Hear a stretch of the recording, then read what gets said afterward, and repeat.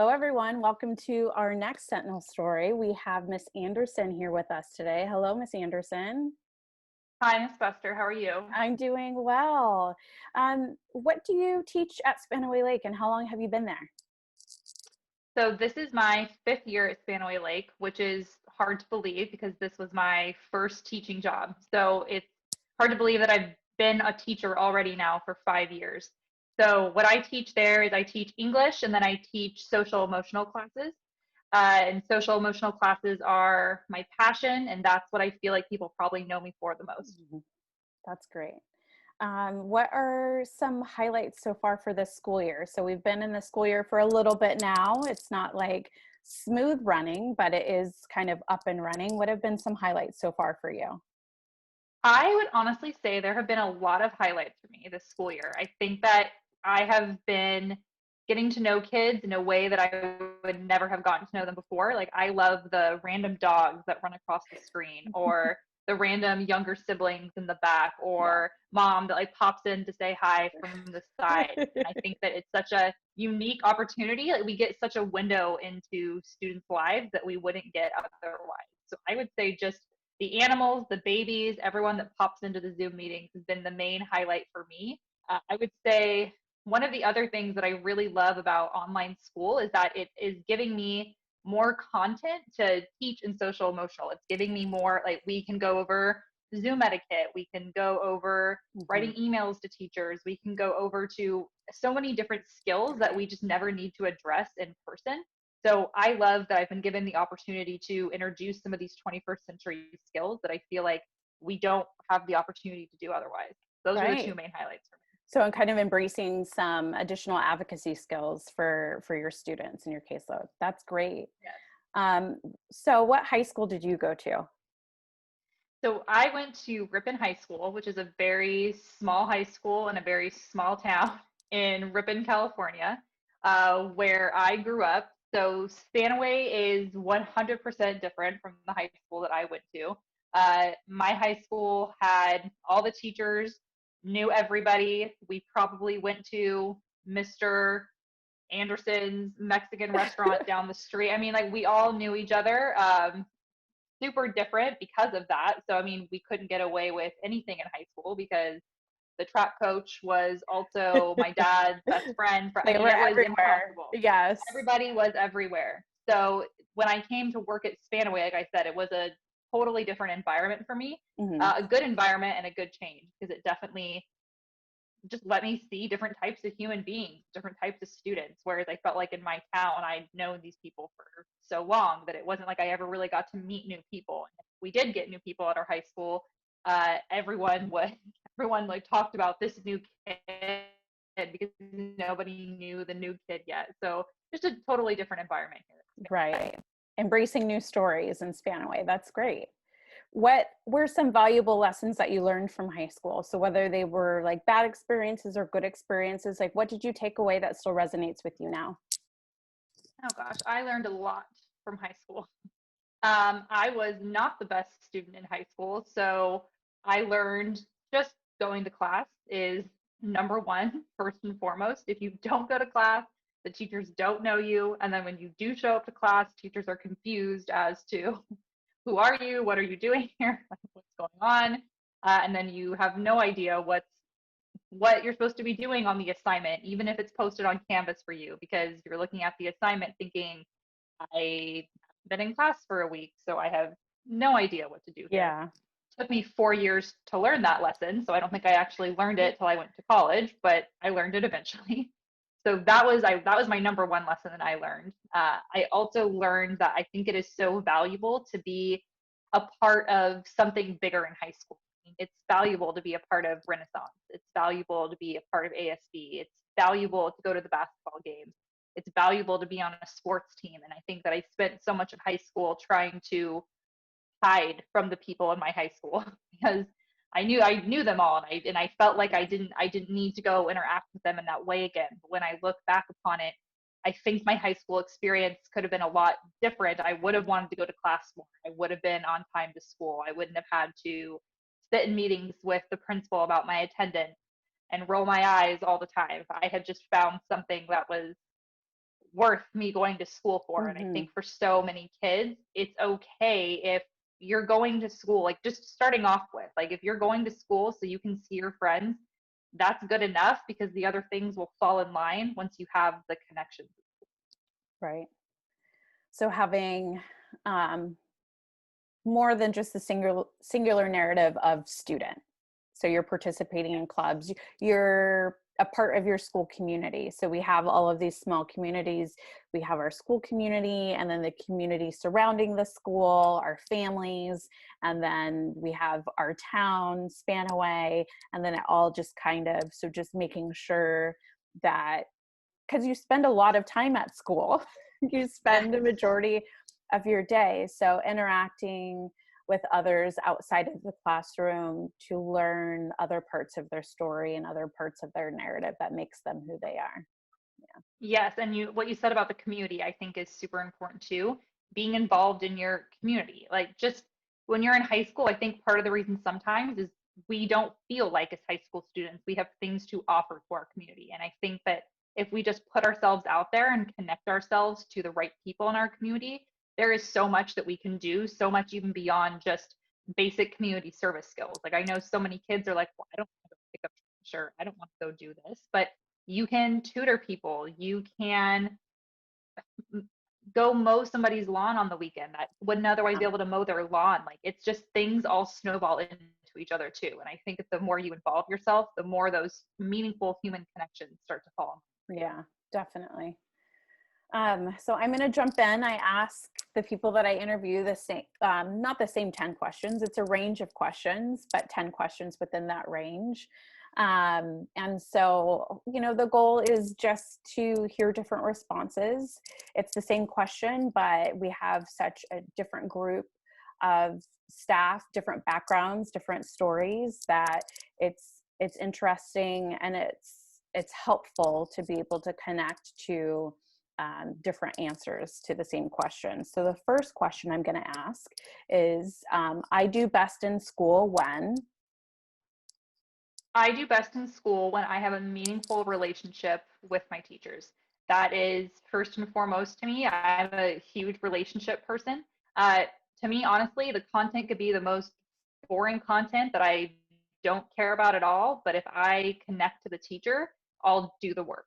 And so I think in high school, I didn't have a lot of those meaningful connections with teachers. So I didn't necessarily feel the desire or the want to go to class. And I can remember that feeling of showing up to class after not being there for a week and having a teacher call me out and say something like, "Oh, it's nice to finally see you," and Right. announce to the whole class like I'm finally showing up. And then I go into the class already feeling like, all right, like thanks for pointing that out. I would really rather not be in your class anymore.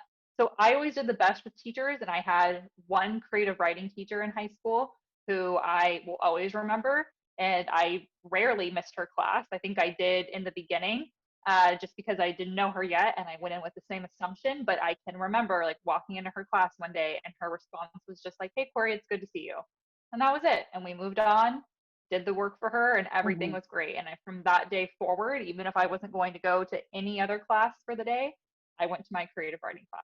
So Right. relationships are the most meaningful thing to me.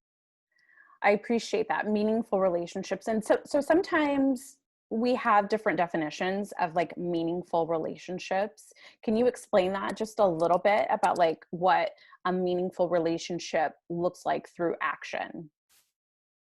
So through action, to me, a meaningful relationship with a teacher specifically looks to me like, in a way, the way that they're asking me questions or the way that they are approaching me tells me that there's respect, that it's not a because I'm a teacher, because I'm an adult, you have to respect me.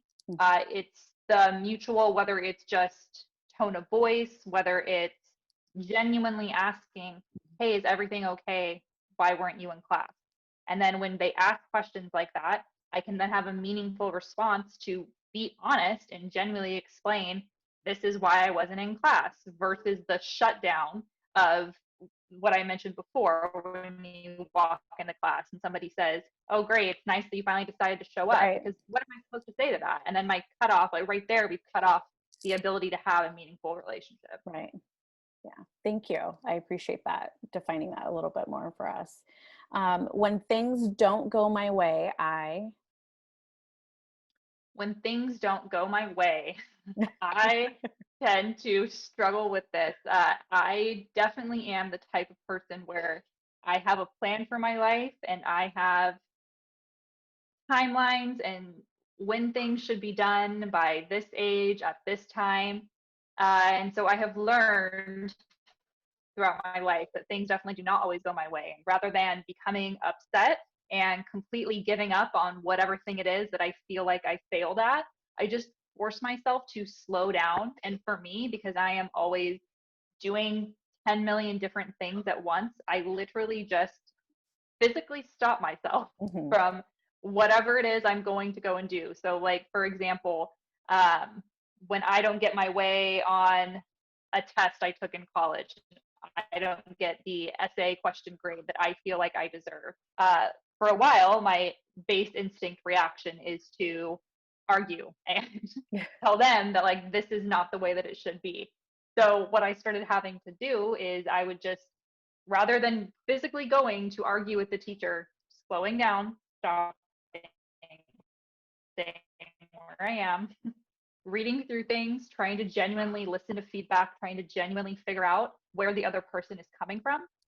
So that's what I have to do. I have to force myself to see another perspective when I don't get my way so that I can understand why I'm not getting.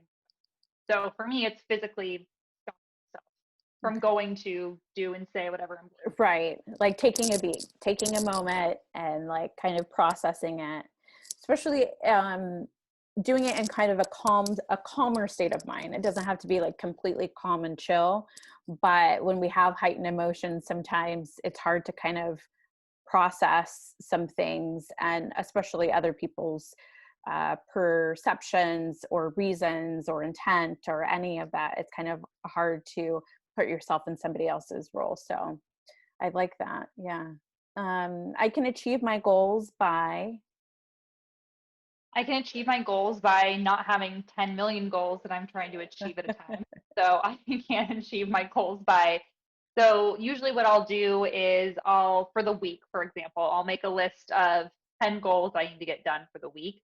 And then I parse those goals up. So then I pick 2 or 3 things that I can then accomplish throughout the day. And then I just really focus on making sure I accomplish each one of those things and that I focus on each one of those things at a time. So I try to prioritize. So I'll have like 1, 2, 3. This is the number one thing that I need to get done. I don't need to do anything else until I get this number one thing done. okay. Yeah. And once I completely have everything done, rather than trying to multitask and work on 3 different things at once, I just work on that one single goal. So for me, I really have to prioritize and parse, make sure that I'm not trying to do too many things at once because naturally I Yeah. And I imagine it could be hard to, so confession, I tend to more have confession. a list and then I will start a little bit of each one. And then I end up feeling overwhelmed because then now I have 3 unfinished tasks instead of Yes. starting and finishing. Okay. So I'm taking your advice on like how you do your goals and how you set up your week. I'm going to take this as a note to myself, that I am really going to do this, like complete fully one task at a time. And then you have that feeling of like you can celebrate that it's done, yay. Yes. And then you can move on to the next instead of just feeling kind of you're drowning in. But I can imagine that it might be a little harder for kids because they do have 5 classes. And so then they probably do feel like they're True. divided. True. But I guess in that sense, they would just focus on the one class, have their list for kind of each class, like a 1, 2, 3 or a 1, 2. And then just within that class, they're just focusing on the one assignment or the one prompt or whatever it is to complete within the class. So in our world, Yes. it's a little Yes. different, but for students, they could do the similar thing, but then it would be kind of aligned within the realm of their classes. Yes. Yes. Absolutely. Confession. I can sometimes not be great at doing that. It's my goal. It's like what I know I need to do to achieve things. Right. Doesn't mean I always do it. It is what my intention always is though. And that's so funny that you said confession, because that's what I say if I have to tell anybody anything, whether it's like Maurice or whoever else. I just started off like, oh, I have a Oh, confession. confession. I say that a Confess. lot. I think I've said that in Yes. other interviews. I have a Yes. confession. Yeah. um, I control my anger by. I control my anger by, so I use a Calm app. The app is literally just called Calm. And so when I feel like I am getting, and so anger to me is not, doesn't look like, I don't lash out necessarily when I'm angry. I don't pop off and say something right away. Usually I let anger build up, Mhm. I would say, is more what I've tended to do in the past, because I try to think in my head, is this situation worth getting verbally angry about? Is this situation worth me potentially losing this friendship? Like I try to think through that, Mhm. because my natural instinct is to, like, I said with the other question, is to go and question as to why, like, why is this happening? So with anger, I sometimes though feel like I don't I don't say, I'm trying to think of like the right way to kind of really, because it's what I know I want to go and say and do. Mhm. Anger in particular is an emotion that I try to like really think through, like Mhm. really think like, is what do I want to say and how do I want to go about doing this? The way that I do that is using the Calm app.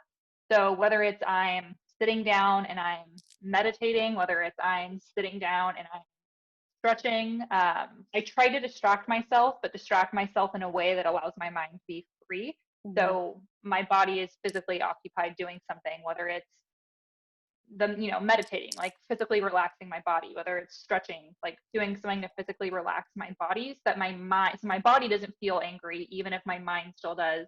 And when I tend to be able to calm my body down, then I can think through and calm my anger down. Right. So yeah, so that's what I have been doing. Sometimes though, I feel like I need to use my anger more to fuel conversations and to speak up. I think when I need to Mhm. speak up, because I think that speaking up can be difficult sometimes, and sometimes anger is totally warranted and should be said, should be used in that moment. Right. So I'm working on We that. want people to be able to see the impact, the emotion, um, that is caused by something that they have done. So sometimes responding, and we can still respond in a way, I see anger as like that's just kind of the umbrella, and that there's underlying feelings. So I was hurt, I wasn't heard, I was humiliated. There's like a litany of other things that could have happened, and that then boils up to feeling angry towards somebody. And I could see, you know um using the anger, like using your voice kind of just to, when you're not kind of fully processing, but you want people to kind of see that they hurt you. It's so Mm-hmm. hard. It is really, It it's complicated, because then you still don't know how people are going to receive it on the other end. And so kind of yes. articulating like what they did to you, and then now you are having to be willing to receive back how they respond to your anger. Yes, which that is not always easy too, because then Right. sometimes their response is even angrier than your response. And And then, you're like, you that's know, not the point. Yeah, that wasn't the yes. direction. Oh my gosh, do we have a special appearance? I Oh, see, baby. can Oh, you come make a special appearance really quick? just real fast. We have a special appearance. Oh my Can you say goodness. hi, Ava? Hi, Oh, Ava. you're being Oh, shy. Oh, thank you for the hi. hug. Oh, Thank that's you for so the hug. sweet. Hi. Good to see you, Ava. Hello, babe. Oh my gosh. Special appearance. I love Thank you, special sweet girl. appearances. That was so sweet, babe. See, and that's the best part, right? We just talked about that with Zoom. You get to have Right. all these random babies and dogs and Yes. animals that pop in. Yeah. Uh, um, oh, so anger though, that's what we were talking about. I was also going to yeah, say too, when it comes to anger, so another thing that I try not to do that holds me back is I'm one of those people when I get angry, I cry, and I can't stand that. I just then people are confused as to what emotion I'm feeling, and I feel like I always have to be like, no, I'm not crying because I'm sad. I'm crying because this is like my anger coming out in a physical way in my body. yes. Yes. Yeah, a lot of people express my anger through tears as well sometimes. And it's hard to process. It's nice to have different people, like I have friends that can help me process my anger. So if my tone is high, my volume is high, they can handle that volume and digest that and help me process. There's like other friends that might be like a little like, okay, like settle down, like, you know, when you're calmer, I can talk to you. But in the same sense, I need, you know, somebody, like some people in my life to be able to talk to me where I'm at. And so we all Yes. need to kind of find those people. And I do have those people. And I do encourage, you know, our teenagers all the time at the high school, like find your person. And Yes. I know I'm that for some of the kids in our building. Like they can come and be extra and pop off. And I know it's Mm-hmm. not at me, but it's like that release. So you're taking the steam Unloading. off the Getting pot, yes. right? The steam off the pot. And then things start to simmer down a little bit. And then we're able to process. Yes. Yeah. Totally agree. Let's see. When someone is disappointed, So when someone is disappointed, this is hard for me. And the reason I wanted to talk about this one, because I think that I tend to overcompensate when people are disappointed. And so it's something that I have been paying attention to, where sometimes I feel like, let's just say I cancel on a friend and cancel like going to hang out with a friend, and then Mhm. they're disappointed, right? Then I feel bad that they're disappointed. So then my reaction is to say like, um, I'll come to you next time we hang out though. Like, you know, like like I just go out of my way, and that's The not extra always a effort bad to thing. compensate. Yeah, Yeah. it's not always a bad thing. Because I think that sometimes, right, we do unintentionally disappoint people when we Mhm. don't mean to. And sometimes that extra effort is how people understand that it wasn't about them, it was about you. And like, so because it wasn't about you, now I'm gonna put forth the extra effort so you get that like I really want to get right. But I think that sometimes, right, there are moments when people are disappointed and we don't have to overcompensate in those moments, right? Mhm. Like it's okay for people to sit in their own disappointment sometimes. Right. Right.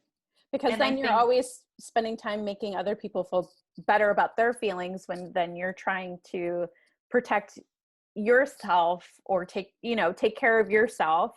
You know, we talk about self-care, self-care, self-care.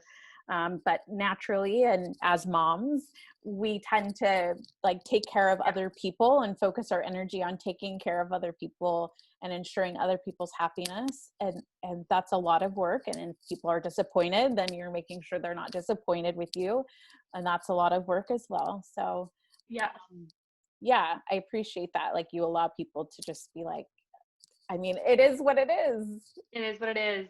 Yes. And I think that's especially important for our teenagers to hear too, is that because I think as a teenager, I was even more so like that as a teenager, where I wanted to make everybody happy all the time. So there would never be disappointment. And if we don't take care of ourselves as teenagers and really get in touch and in tune with like what we're feeling, it takes so much longer to become a more emotionally secure adult. I think Hmm. that if we start that when you're a teenager, it's so Yeah. much easier as you move Yeah. forward The in your life. journey, the journey is Yeah. will be easier. Obviously, there's always roadblocks. Every journey, every person on this earth has certain challenges, roadblocks, obstacles that they face. But you're right. Like if they can be in tune with what their needs are earlier Mhm. on, then that can drive, it could help facilitate some really authentic relationships earlier on.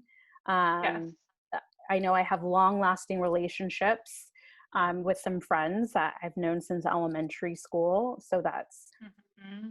30 something years that we've known each other.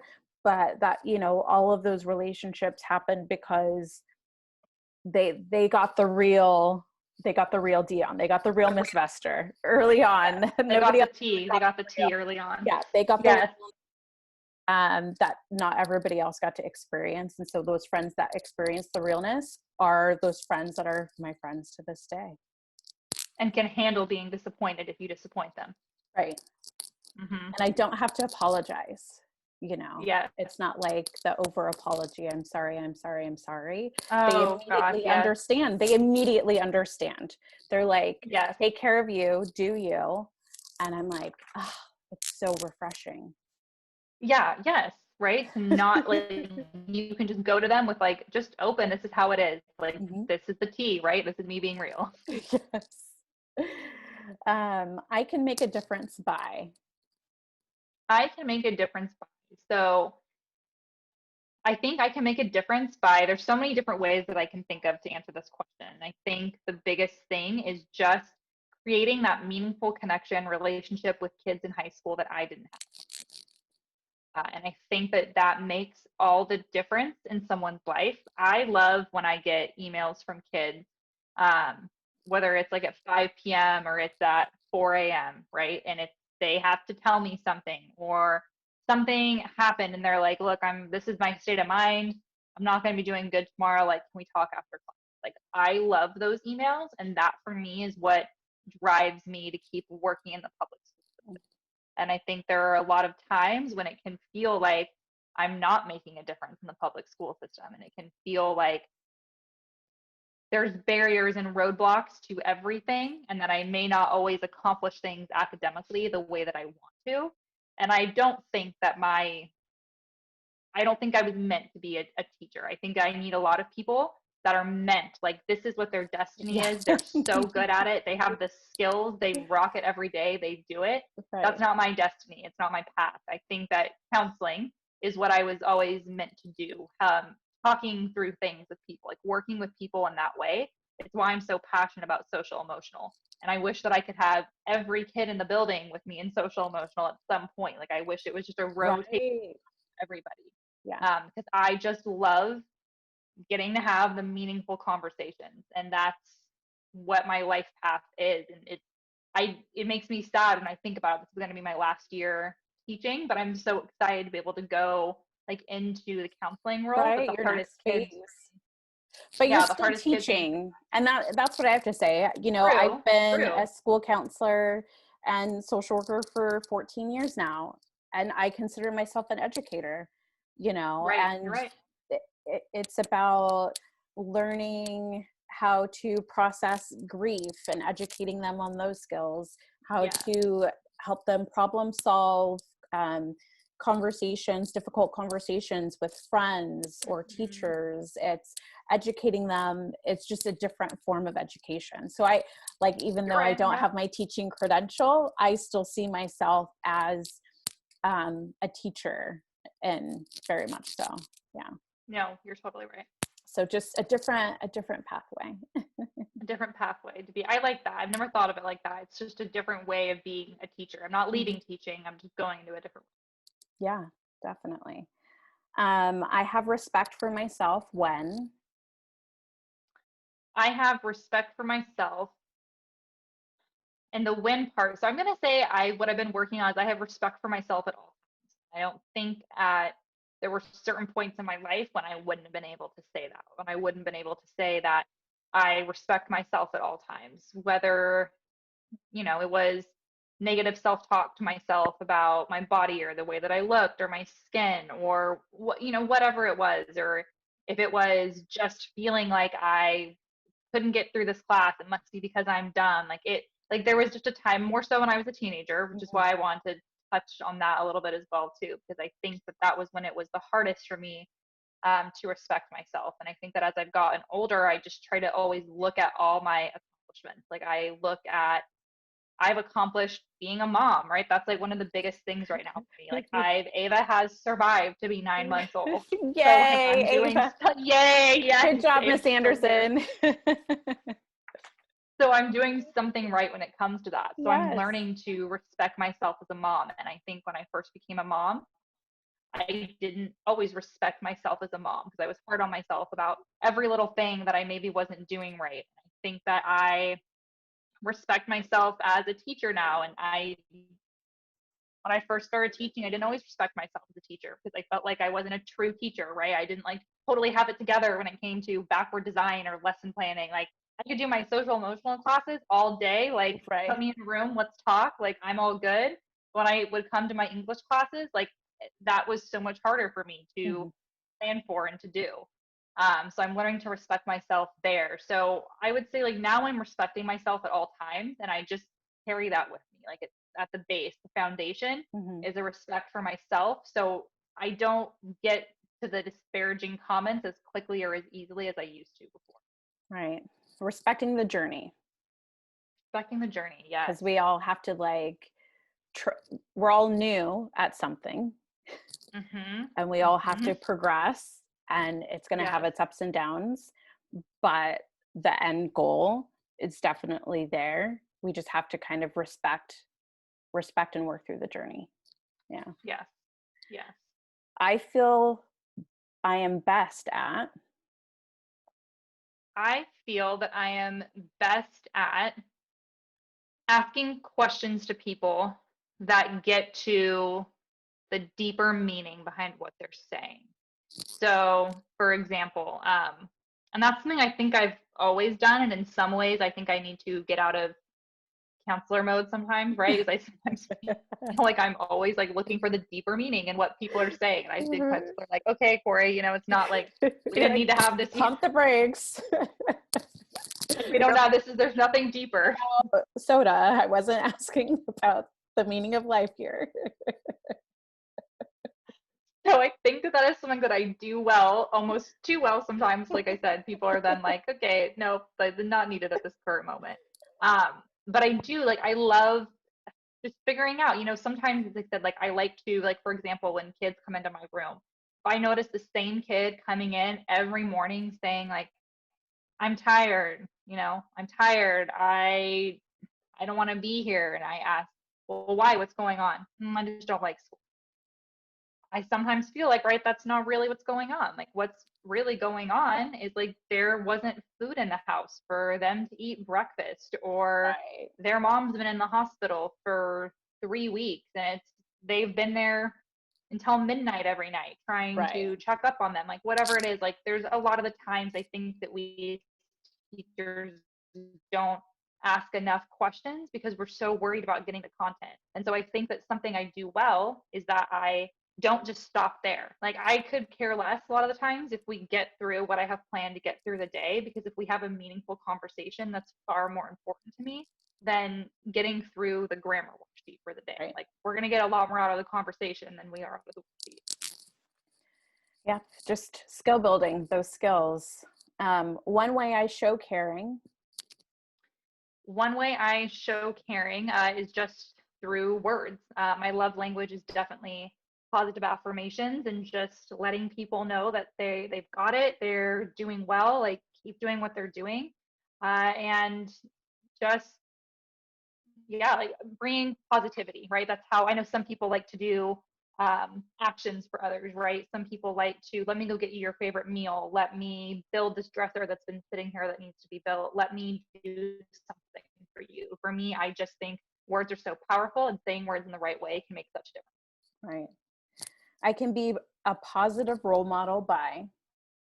I can be a positive role model by just talking, talking the talk, like walking the walk. If I say, like, set goals and do it this way, I better set goals and do it that way.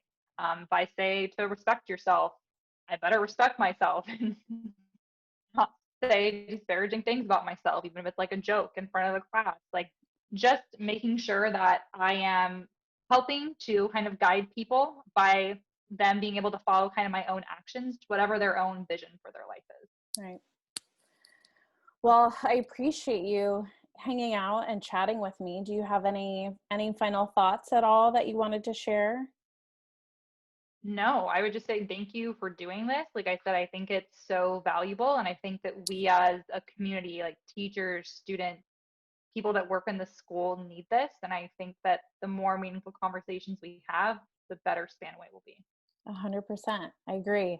I always value our conversations. We have a lot of non-work conversations, especially around Yeah. motherhood and balancing life. And so I do appreciate that connection with, with young children. It can be hard, especially working from home. And so Yes.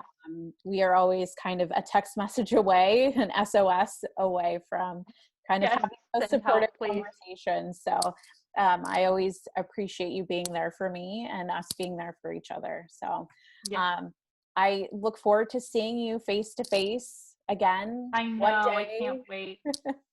um, and good luck on your journey to becoming a counselor. I can't wait to kind of see you in your next phase of your career as an educator, especially when you're like connected to kind of what you feel is your true path and your true meaning, which is having those conversations. So Yes. have a good day. Enjoy the rainy day. Be safe.